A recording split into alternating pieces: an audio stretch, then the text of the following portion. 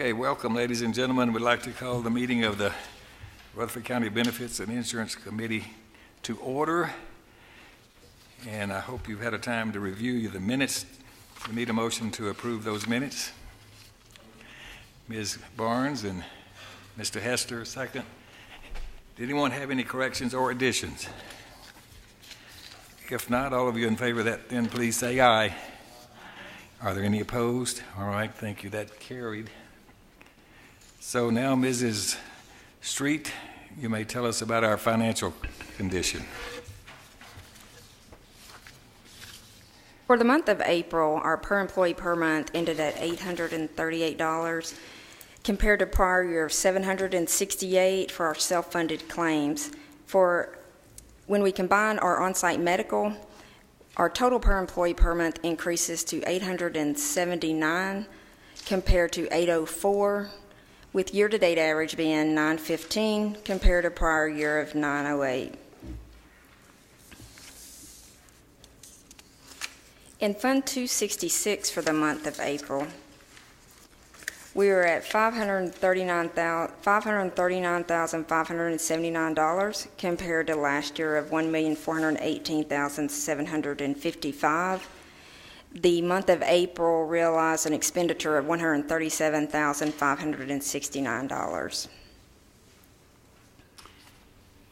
And I do have a question for the committee as it pertains to these particular reports. As I'm looking for a better way to present information to you all, my question is regarding the percentage breakdown on the medical, dental, and vision. Looking at these reports historically, the averages remain fairly consistent, so I'm not sure how valuable that is. If the committee would like, I could remove those percentages from future reports, beginning with next fiscal year's first report in the month of July. That would allow, the other numbers to be larger in size, because I know these are kind of tight and they're small for you all to see. So I'd like some feedback on that as well. Or if there's anything else that you'd like to see reported on this, I could include that information also. Okay, she's suggesting that without objection, she's not going to provide those three columns on those percentages, which are pretty much the same every month anyway, percentage-wise. And dental and vision is such a small piece, it's not very much a part of the whole total picture. Anyway, you can give her some feedback on that before we start in July, the reporting process. Ms. Dodd, do we have to approve this financial report or just make it doesn't take a motion?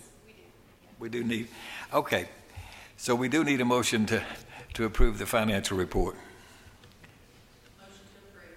All right, Ms. Hickerson, and I'm second from Mr. Nipper and others, Ms. Boney, I think. Okay, all of you in favor of that, please say aye. Aye. Are there any opposed? Okay, so that's carried.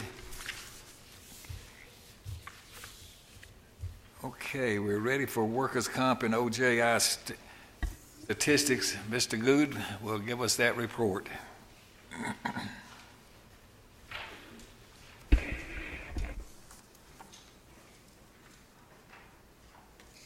Good afternoon. I'd like to report for the month of April that we had a total of 19 injuries requiring medical attention. That brings the year's total up to 68. Of those 68, 41 were OSHA recordable, with 19 of them having restricted days, 14 were actual lost time days, and 8 were all others. As you look at the graph, you'll see that pretty much run along average with what we have in the past. You'll notice out there to the far right in 2013 at this time we had 67. Last year in 2014 we had 72 at this time, and this year of course we have 68. So we're running along about average where we have been the 2 previous years. Of the 19 injuries that we had for the month of April, the total incurred dollars were $95,476. Of that, 60,000 were with the Board of Education, and the Board of Education had 11 injuries. The Highway Department had 2 injuries, and the dollars incurred there were $23,600. And the county had the remaining other 6, and the dollars incurred there were $11,700. And as you look at the next page of your report, you'll see that those 6, 5 of them were within the Sheriff's Department, and 1 was within Paul's.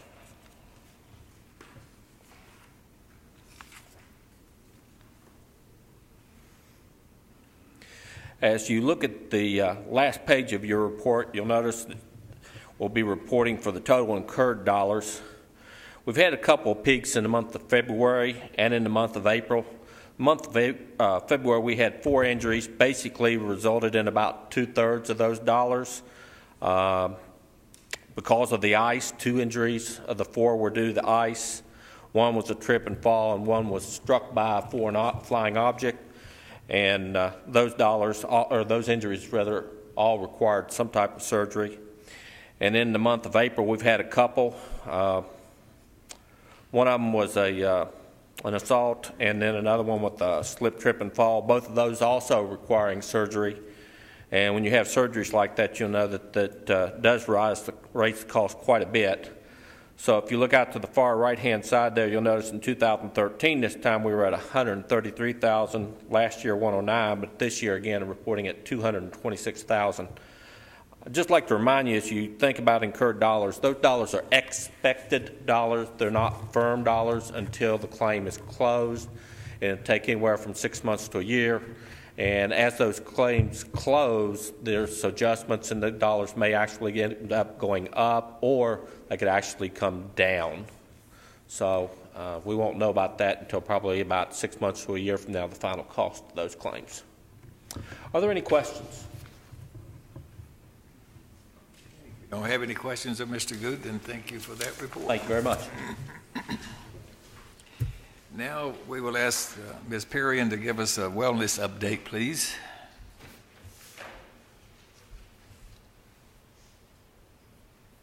Good afternoon. This is a wellness report for April. We visited 6 county schools and 4 county general departments for our Wellness on Wheels events, the MedPoint promo, and Smart Steps challenge that we do. Each place, this is listed where we went, the dates that we went in April, as well as the attendance. The first number is the amount of participants that we had. The second number is the total population of the school. And down below, we had a total population of events of 97 screenings, over 625 total employees. Now, if you want to look and see, the Smyrna High and Middle make up almost half of that total population, and we had some pretty low turnout on those days. But it does average out to 16% one-on-one contact with employees for April. We also ran our second quarter Wellness Countywide Challenge, which was a Stretch It Out. We had 29 people sign up for that. It was a 30-day challenge where you got emails and took micro breaks and learned little health habits on the daily basis. 83% of the post-survey respondents said that the program was very useful. The rest of them said it was extremely useful. Rhonda McFerrin won our drawing for that contest, and she got Play It Again Sports gift card. In April, Patricia Cox at MedPoint Clinic did 41 coaching visits. So that number has gone up quite a bit from like last April. She's been working hard with a lot of people. She has 21 active patients for the month of April, and a lot of these new patients are coming from referrals. So that's really nice to know that they're sending their friends to her. So it's a word of mouth thing that's growing, and we're happy about that. She had 13 new people sign up in April. Our June upcoming activities, the Wellness on Wheels for June, we're going to the community care, nursing home, and the sheriff's office, and also doing the new hire orientations for Board of Ed. The farmers market is continuing to go on 7 to 12 on Tuesdays and Thursdays at Lane Agri Park. And our life services webinar for this month is Workplace Collaboration and Communication on the 16th. Anybody have any questions? Ms. Barnes. prepared, Ms. Perrin, for this. Can you give me an update on Year 3 Wellness Initiative, where we are? Do we have a percentage of the number of people who have completed the HRA? We do have a percentage. It's pretty low right now. Cigna just provided us a report of the HRA completion, but we do have until November 30th to do that. The online section, that campaign starts 7/1, and we did that so we could have a year since the last responses. That is open. It's ready to go, but people can't take it right now and get counted. So we are preparing a letter to send out with an updated current wellness form. Any employee and their covered spouse can go to MedPoint Clinic, and MedPoint will fill out this form and submit it for them. If they want to go to their own private doctor, they can take the form, have it filled out, and they assume responsibility for getting that information to Cigna. And those letters, Ms. Perrin, they're going to be mailed directly to the employees' homes. Is that correct? Yes, ma'am. Ms. Harvey?